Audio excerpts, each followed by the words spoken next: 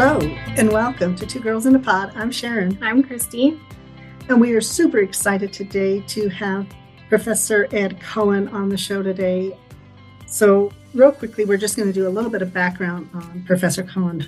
Yeah, so Professor of Women's Gender and Sexuality Studies at Rutgers University and the author of A Body Worth Defending and On Learning to Heal and various other academic publications, and also has a practice, Healing Counsel, correct? Okay. Correct. So we would like to welcome you on our podcast today. Thank you. Thank you so much for having me. Yeah. And looking up some stuff on you've got such a vast array of things that you do. So for us, we wanted to know, in this journey that you've been on, what are some of the things that are pivotal for you or that you find you like to share with other people? Just to say a little bit about what my journey has been. As you pointed out, part of my journey has been academic. I have a PhD in something called modern thought from Stanford University, and I have been teaching at Rutgers in the Department of Women, Gender, and Sexuality Studies for the last 35 years. But that's that's the professional side of my life. The rest of my life, I'm someone who's been living with Crohn's disease for 50 years. In fact, this is my golden anniversary. I'm very excited. Yeah, exactly. Very excited. Well, I guess it's good when you can say happy anniversary to that, because that means you've really done well with it. Can you just kind of explain Crohn's disease for people who kind of don't know what that is? Yeah. So Crohn's disease, you may have seen there are ads on TV for the Crohn's and Colitis Foundation. There are ads for the various medicines that are now available for it. Crohn's disease is an inflammatory bowel disease. It's considered to be an autoimmune illness, one of the increasing numbers of conditions that are attributed to autoimmunity, which, just as a side note, medicine doesn't know why autoimmunity exists. It doesn't know how to treat it except by suppressing symptoms. In its basic framework, actually, autoimmunity is a kind of paradox. It really shouldn't exist, but it does.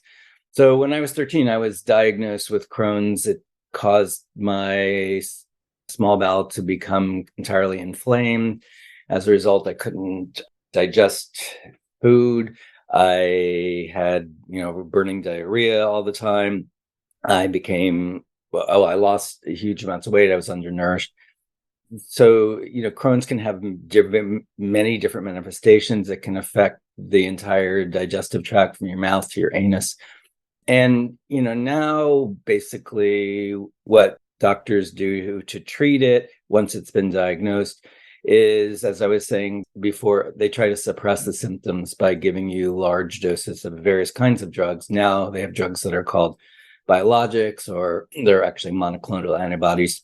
When I was a child, these things didn't exist. So I was given massive doses of prednisone, which you may be familiar with. Prednisone is given for everything these days. If you have a bad case of poison ivy, or if you have a brain tumor, you may get prednisone.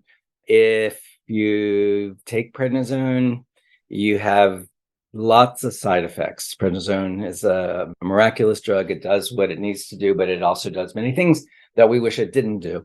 So I grew up basically with all of these crazy side effects that I didn't even know were side effects. I just thought that they were me. So, Crohn's is sometimes chronic, sometimes acute, sometimes very acute. People die from Crohn's. I almost died from Crohn's.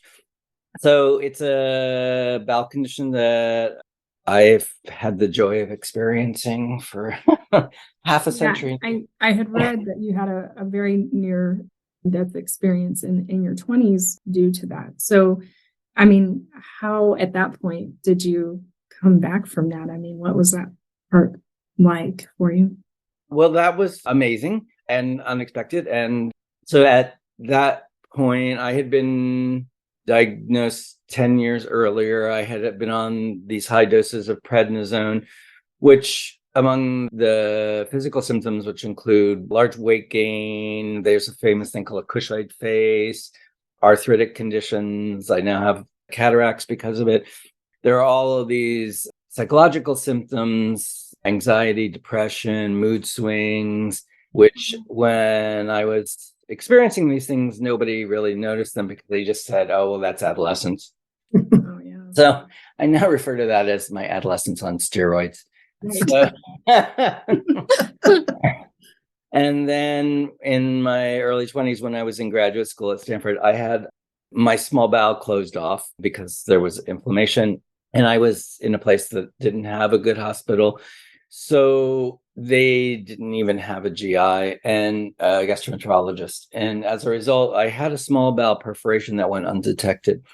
So when your small bowel bursts, as you may know now, there's an entire menagerie of bacteria, of viruses, of fungi that can leak into your abdominal cavity. And turns out the abdominal cavity is like a really wonderful place for them to grow and flourish. They're super happy to be there. And I unfortunately developed abscesses throughout my viscera and especially on a blood vessel on the outside of my small bowel, which was unfortunate because at that point I was in Stanford University Hospital, which is a very, very good hospital. And they did every kind of test that they could come up with. But because the abscess was located where it was, they couldn't really find it. And what would happen is it would at various points burst. And then I would just gush blood out of my rectum.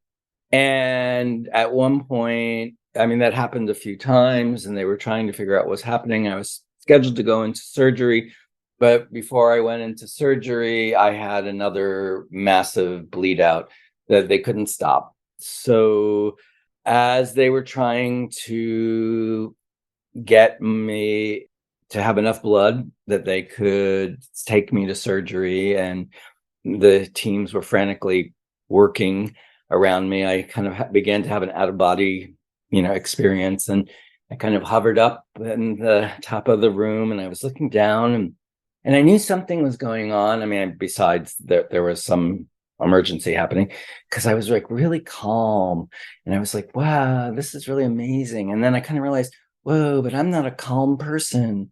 So, so I'm like, what's going on?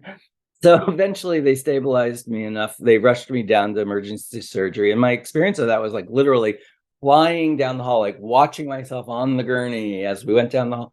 And then the next thing I knew, I woke up in the ICU and they had done a small bowel resection. They'd taken out parts of my intestine. And then also I'd had massive liver abscesses. So they had to remove those. And then I had to be on very high doses of IV antibiotics because I was thoroughly infected. And during that period of time, when I was in the hospital on these IV drugs and painkillers, and I was gradually being weaned off of the prednisone because it's one of the effects or side effects of a prednisone is it impedes tissue repair. So it's not really good if you've just had surgery. That combo, I don't know what it was that was about that, but I started to be able to go into trances. And so I could lie on my hospital bed and listen to my music. And I would just go into some place that was very filled with light. And I could then like sort of just take part of the light and wrap it around the parts of my abdomen that had been excised and, where the pain was. And I just thought of it as pain management. And then I could just drop into some place that was not the hospital. It was just some very spacious, not place. And, at first, when the nurses would come in and try to talk to me, I was very far gone and they couldn't wake me up. And that freaked them out a little bit. So, I'm sure. but then they realized if they shut off my music, then I would come out of it. And then nobody thought much about it. And I didn't think anything about it, really. I mean, I grew up, my parents, I grew up in a Jewish family, but most of my upbringing was dogmatic atheism. My mother was a communist. My father was a physical chemist, really. In my family, matter was all that mattered. So I wasn't really thinking I was having like a mystical experience or anything. I was just modulating my pain. And then when I finally was released from the hospital, I had an exit interview with my surgeon. And he said this thing to me that just, kind of seared itself into my brain. He said, "You are the sickest person I've operated on in 5 years who's still alive." And he said, "I don't know how you got better so quickly." And those two things were just, each was shocking in its own right. I mean, the first part was that, I was 23. I was in denial that I knew it had these experiences. I knew I'd been sick, but I wasn't like, oh, I was really out there. But the second part was even more shocking. It's the first time I ever heard a doctor say, I don't know, especially a very fancy Stanford surgeon who actually was very handsome as well. And exactly, totally. I'm like, okay. So, and that really rocked me because I was like, oh, he doesn't know how I got better, but I bet it had something to do with those trances. And following that, when I was, released from the hospital, then I started having another thing happen, which is when you're withdrawn from prednisone too quickly, you can have psychotic breaks or you can become dissociated. And I became very dissociated, but unfortunately, they hadn't warned me about that. So I had no idea what was going on. And I knew something was wrong. And at one point, I just had this like very clear understanding. I was staying in a little cabin in this part of near the Stanford campus where it was very famous because it was where the Merry Pranksters and all the hippies used to live. It was Ken Kesey had a house on this little street. So I was staying in a friend's cottage and I took a little walk at dusk in the woods near there.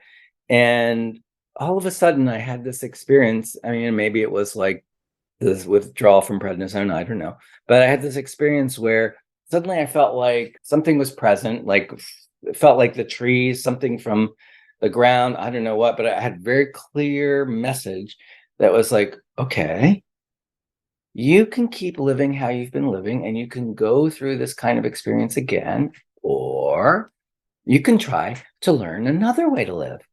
And I was like, oh, I think I'll try the second because I didn't like the first. Right. And that really was exactly. And that really was like really amazing. Like once I had that like clarity, suddenly all these different doors opened that I never would have even noticed before. I mean, I have very, very funny little, anecdotes that happen. Like I knew I had to go to a therapist because I was in a bad state. And one of my roommates was seeing a woman who at the time was known as the lesbian sex therapist, Joanne Lulin. And I went to her just because my roommate was going to her. And in every way, she was the wrong therapist for me, except she was the perfect therapist because I walked in, I started saying what was happening. She's, after 5 minutes, she said, stop, said, you're having a prednisone withdrawal.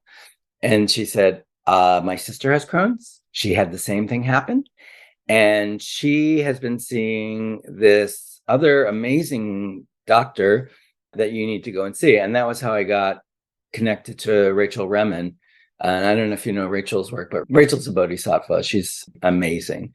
And she was a pediatric endocrinologist at Stanford University Hospital. And she also has Crohn's disease.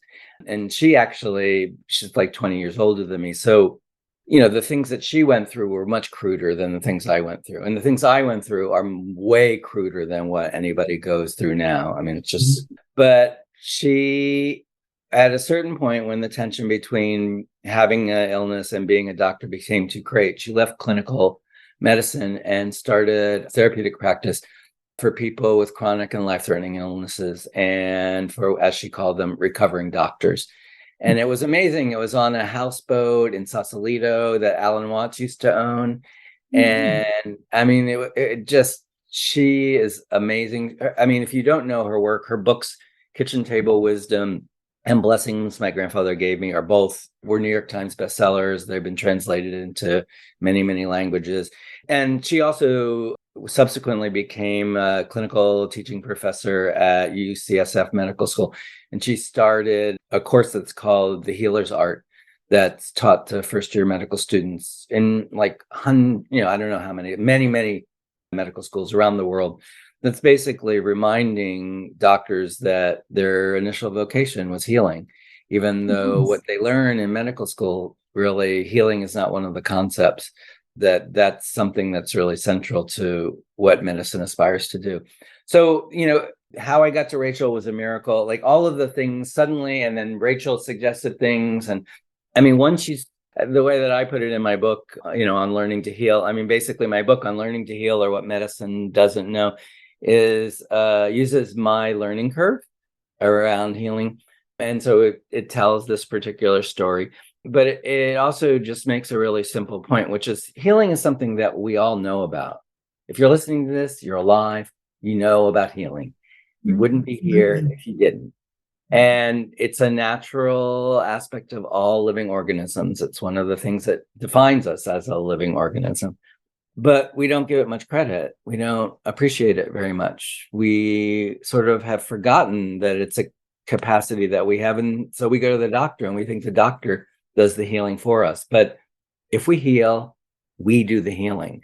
Doctors can support and encourage healing. That's what they've done for 2,000 years. That was the reason that medicine existed, was to support and encourage the natural power of healing. Well, do you also think that people, when they do go to doctors, therapists, they're expecting them to heal them, and Absolutely. And forgetting that the bigger piece of that is the investment they have in their own healing? Absolutely. Absolutely. There's a very famous French psychoanalyst, Jacques Lacan, who was trained as a doctor, of course. And he has this phrase when he talks about the analyst or the therapist or the doctor as the subject who is supposed to know. And the thing that's interesting about that is that works in two directions. Like when we go to a practitioner, we suppose that they know something that's happening to us that we don't know about ourselves. So that's our projection, our transference onto them. From their side, though, it puts them in a cage because they're the ones who are supposed to know. And there is this pressure that they should be the knowing subjects. And then that sets up their countertransference, their relationship to the person who's seeking aid, where they assume that they must know something about the person who's before them that the person doesn't know. And really, that's not how it works. No. It's like,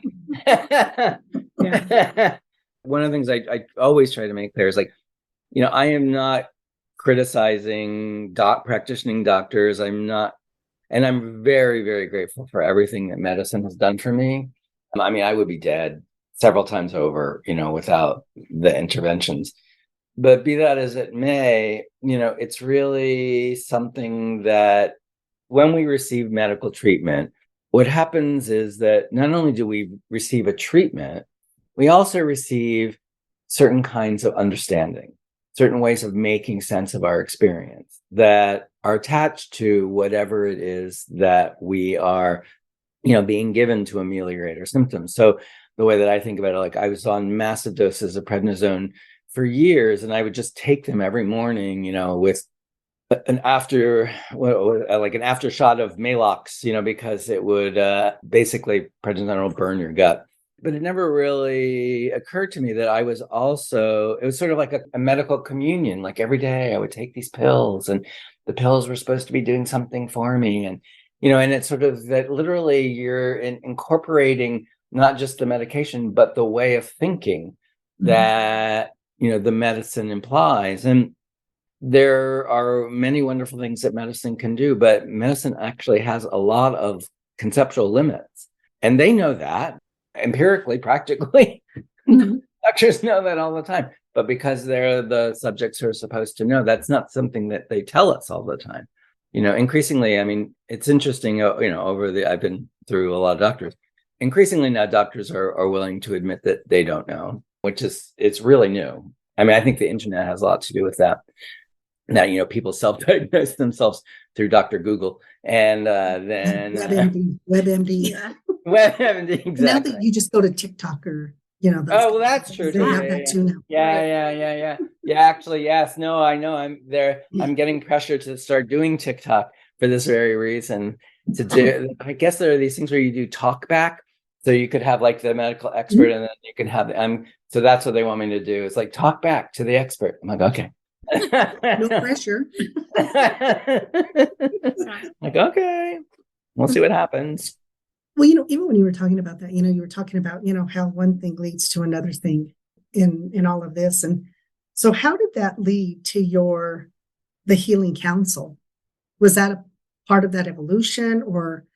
Yes, well, absolutely. When I started on, let's call it my healing journey, although it sounds a little bit, I mean, at the time I was just looking for help. And then, but it accelerated. I mean, there was a snowball effect, let's put it that way.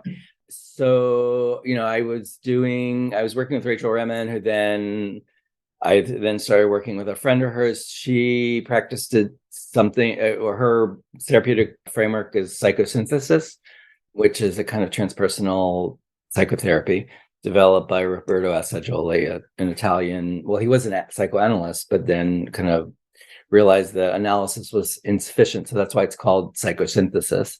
So I did a psychosynthesis training as part of that. Rachel also encouraged me to start developing more kind of body awareness, because basically I'd been so sick and so drugged and so incontinent, since I was 13, that I wouldn't say I had a really positive sense of my embodiment at that point. And she suggested that I check out Feldenkrais, which I don't know if you know his work. Moshe Feldenkrais was an Israeli physicist and engineer. He had a PhD from the Sorbonne, and he himself he was a judo master and, kind of sports nut, I guess. He blew out his knees playing soccer. And at the time, everyone was like, oh, that's it. There was no arthroscopic surgery or anything. And he was like, oh, fuck you. So he developed a practice, which is an amazing practice. If people aren't aware of it, they teach classes that are, like yoga classes or like Pilates classes, not like, I mean, there's also a table work, but they're called awareness through movement. And his, premise was that, well, basically in a short way, it's like we're much more than we know. But what he tried to show is that we use a really small fraction of our neuromuscular capacity. And that most of these kinds of injuries that we get, or especially through aging, problems that we have, are repetitive stress problems. We have certain kinds of patterns of motion that are actually not only not efficient, but actually produce friction, and that, you can do that when you're a little kid. Well, you develop that when you're a little kid, because when you're a little kid, your muscles aren't fully developed, your nerves are not fully developed. So we develop patterns of movement that are not the most efficient ways of using our organism. And then they become locked in unless you become an athlete or a dancer or some other, unless you have training, most of us have, certain kinds of patterns that over time can produce kind of problems. And so he developed a technique that was to help us become aware of how we move, and therefore to understand that there's a much wider range of possibility that we can utilize in our everyday familiar movements. And if we break out of our habits, there's a whole other world of ways of being that actually are probably much more felicitous and really, I mean, it is an amazing practice. So I did that also for many, many years, and I almost became a practitioner. But at the point that I was going to do that, he died. And I don't know, as with many of these kinds of things, when the person who was the guru dies, the community breaks up. And so I was like, I'll stop that. I don't need to go into somebody else's family fight. And at that point, I started working with another kind of practice called Continuum that was developed by Emily Conrad and Susan Harper. That's a kind of movement meditation practice that I liked more anyway. It was less structured. It was more improvisational. And I've done that for 40 something years. So, so along the way, I developed all of the, through my seeking my own healing, then I found ways of practicing that were really helpful to me, that I then began to incorporate into my own practice. And especially, during the AIDS epidemic, I mean, I was very young at the beginning. Well, I was in the hospital, actually, when the first CDC reports about AIDS were published. So I had the wonderful experience of having the infectious diseases team come to my to my room. And they were like, because I was a young gay man living in the Bay Area, and they were like, well, there seems to be this new, syndrome that gay men are getting, that they have these symptoms of these infectious diseases, and we think it might be sexually transmitted. Is there any, do you think you might have it? And my response was, well, not unless you believe in immaculate infection, because I had been so sick. Let me tell you, when you're incontinent, you don't really feel very sexy. It's just not.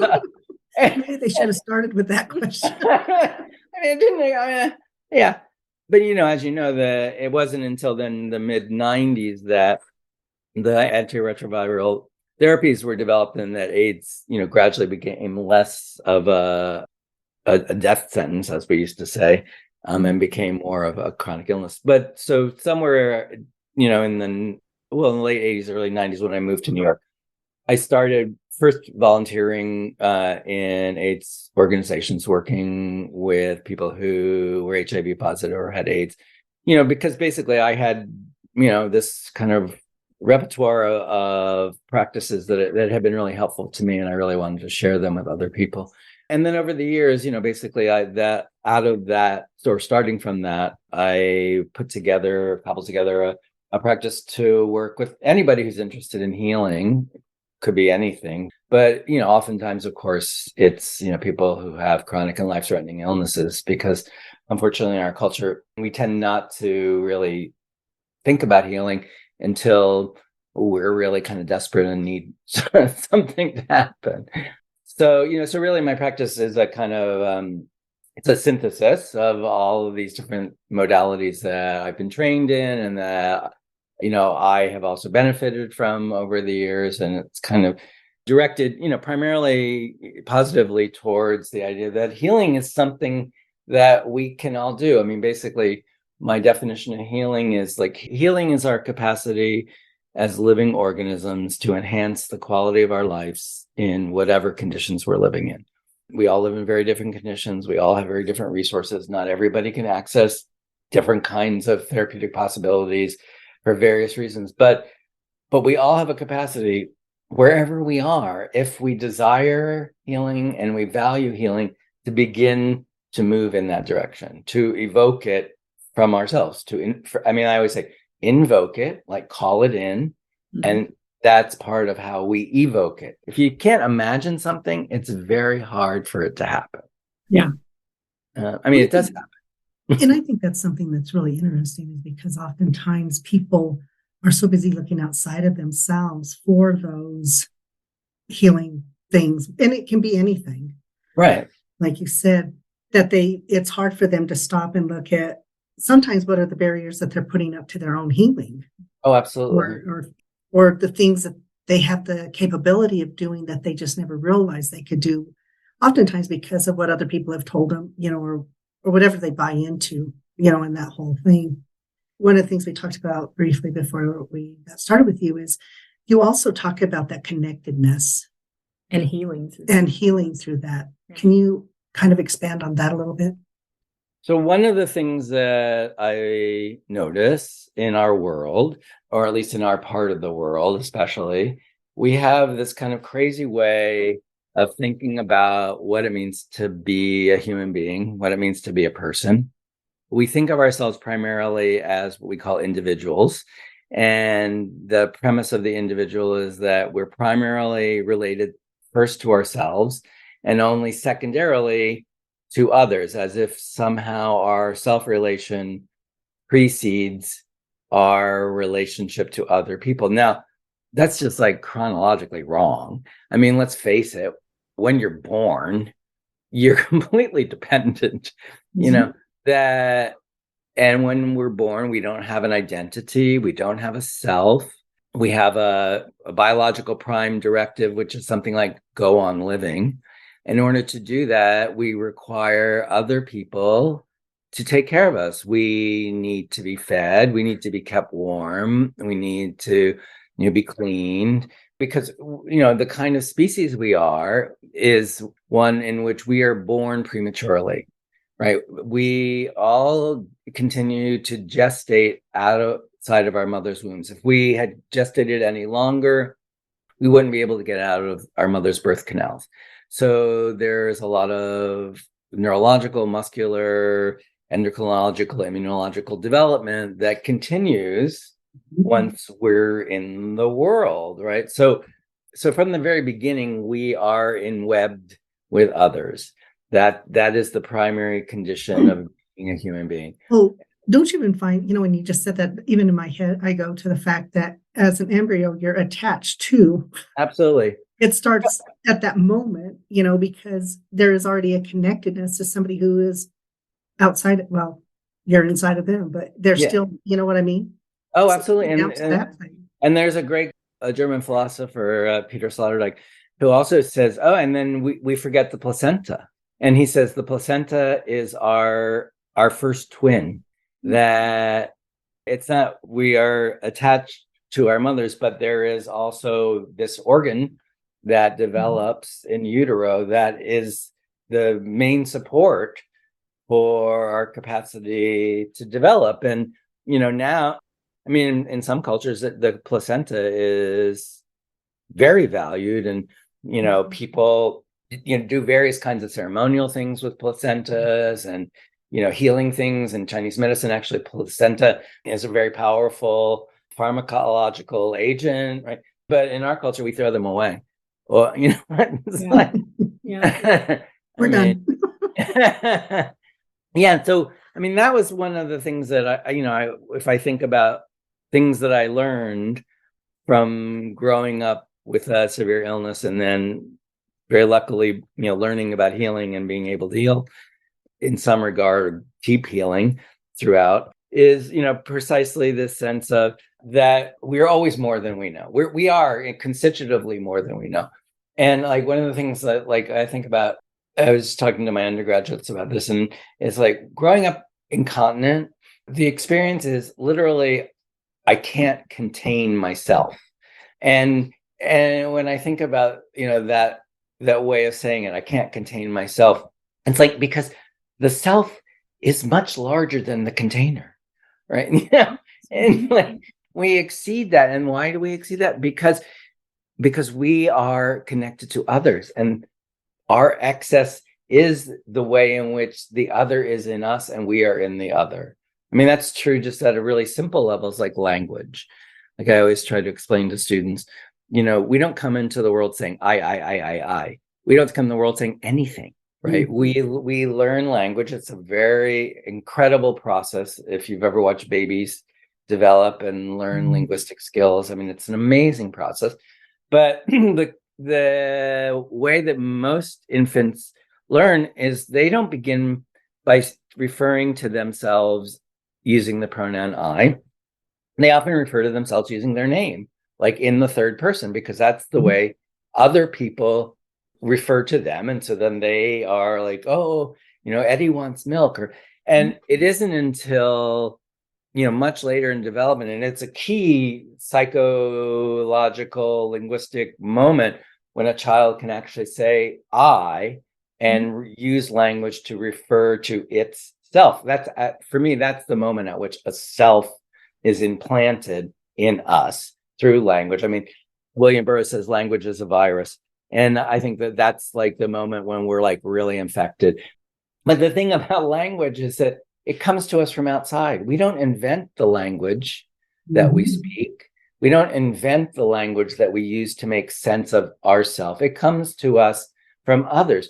The you always precedes the I, right? And then, but once we become an I in our culture, and not all the thing that's, if you know anything about cultural anthropology or history, we know that this is not the way that human beings have thought about what it means to be a living being, throughout our evolutionary history. This is a really relatively new way of understanding what it means to be a person. This notion of being the individual. For most cultures, what came first was the group, the clan, the kin, the ancestors, that was what was primary. And it wasn't that people weren't particular. People had their own idiosyncratic, but the understanding of what was important about life was the collective.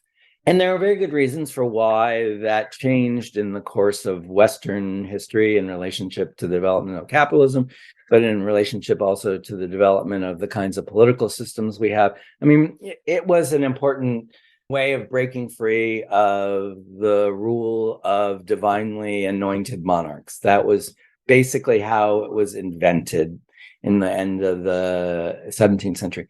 And it's been very instrumental. But like any kind of medicine, like what I always try to explain to people is like pharmakon. In Greek, the word pharmakon, is like pharmacy or a pharmaceutical. Pharmakon means remedy. It also means poison. It also means scapegoat. So basically the point is, whatever can help you can hurt you. And it can also take the blame, right? It's like that. And so, our sense of individualism, it's a pharmakon. It was a remedy to something, but it's also a poison. And, it carries a share of blame right now, in relationship to all kinds of problems that we have in the world. I mean, global warming is a really good example. In the 18th century, when people began to use carbon-based fuels, to fire up, industrial plants, nobody really thought much about like that we were connected to the rest of the, biosystem. There was no biosystem. Mm-hmm. And that was sort of what they were moving away from. And to begin with, was this idea that God had organized the world in particular kinds of ways. And so, okay, you could do that for 100 years. You could do that for 200 years. Then it turns out, okay, there was something else going on that we didn't really notice before. Mm-hmm. Yeah. And I think that happens often. I think sometimes people have these ideas and they do them. And it's so hard to know how that plays out in the future. You can't. Because we don't look to the future. We don't look at those connections, or I don't think we do oftentimes when we should. If I do this, what does it do? When I do family systems therapy, I always tell people, if you change one thing in the system, other things in the system will change, even though they're not doing anything. And I think that's the same when we look at all of these things. There is that connectedness that we have that we do not understand. Absolutely. Well, and apart from understanding or prior to understanding, perhaps we don't really appreciate, we're not curious. Mm-hmm. I mean, that's sort of like the part of the problem and part of the, what I talk about in my book on learning to heal. Why do we have to learn to heal? And why is it something that medicine no longer shares with us? That sort of, and it has to do with how our imaginations are shaped. I mean, one of the things that I try to suggest in the book is like, there's many ways in which our imaginations are shaped. And medicine actually for especially the last 100 years, has been a very powerful imaginary technology. It's a practical technology, it's a material, but it's also imaginary. It shapes our way of thinking. So just like the COVID is a really good example, that the idea of like what we now think of as like germ theory. Okay, that there are pathogenic microbes that are considered to be the causes of various kinds of infectious illnesses. Well, first of all, that way of thinking only arose in the 1860s and 1870s. And it really didn't fully make sense until the end of the 19th century, because it had a kind of limitation, which is, okay, if the world is filled with pathogenic, microbes that we can't see that, could make us sick at any moment, then why aren't we sick all the time? And why, or why are we even still alive?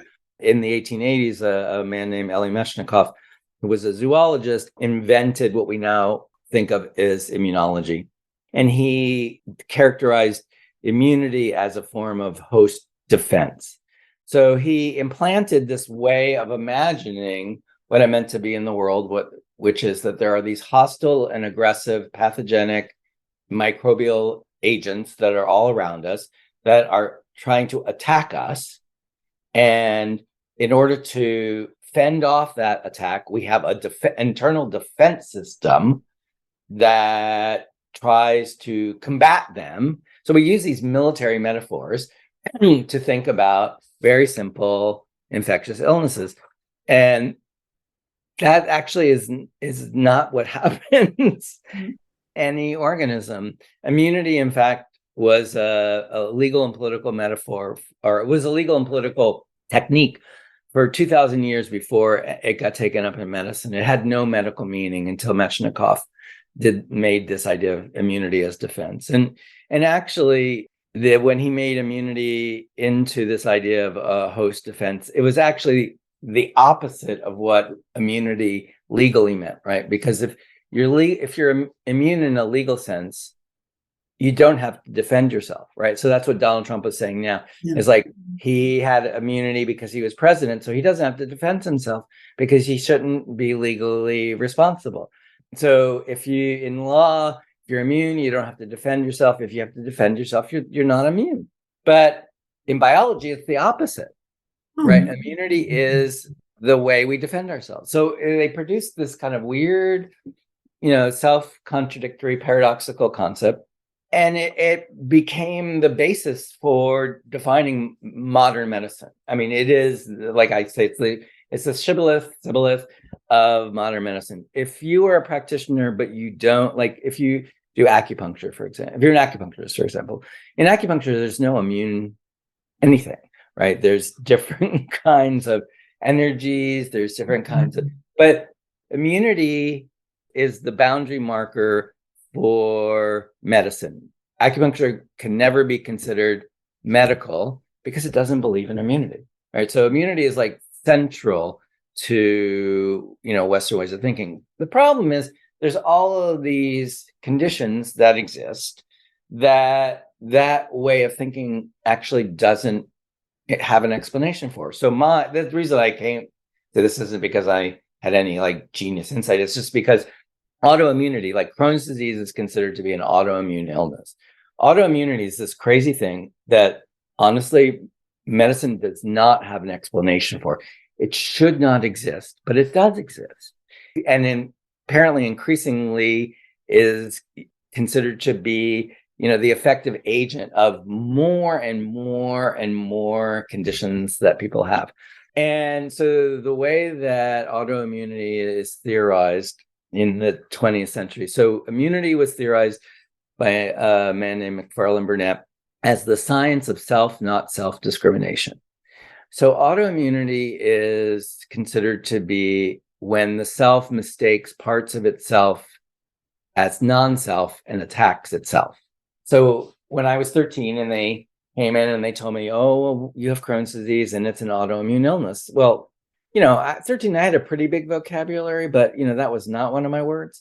So then they tried to explain it to me and they were like, first thing they said, well, it's like you're allergic to yourself. And I was kind of like, not getting that. So then they said, well, it's like part of yourself is rejecting yourself. And I still was like, okay, that's a little confusing. Okay. And finally they said, you're eating yourself alive. No, okay, I got that. Okay. but that was not a good thing to be told when you're 13. It's not a good thing to be told at any time. Oh my goodness.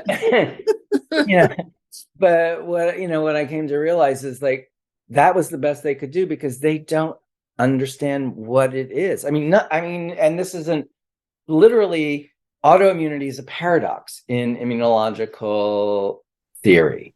So there's 5. Autoimmunity, cancer is another constitutive paradox that they don't know.